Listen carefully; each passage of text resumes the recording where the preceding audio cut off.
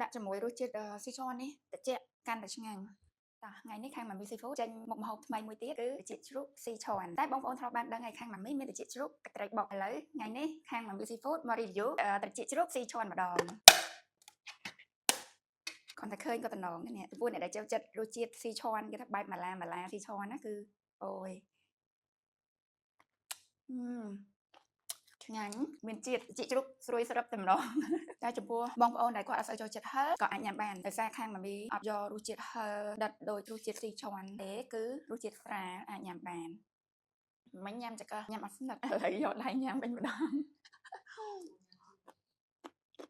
តែដោយសារខ្ញុំអត់សូវចូលចិត្តញ៉ាំហឹរប៉ុណ្ណឹងគឺខ្ញុំរៀងហឹរបន្តិចតែឆ្ងាញ់មានជាតិតែកុំគិតថាត្រចៀកជ្រូកត្រជាក់ញ៉ាំអត់ឆ្ងាញ់ទេដាក់ជាមួយរសជាតិស៊ីឈ័ននេះត្រជាក់កាន់តែឆ្ងាញ់រៀងហឹរបន្តិច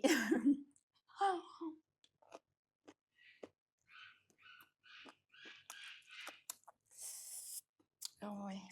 ហឹរតែឆ្ងាញ់មានជាតិអញ្ចឹងបើសិនជាចង់ញ៉ាំត្រចៀកជ្រូករសជាតិស៊ីឈ័នអាចកំងពី Mami Seafood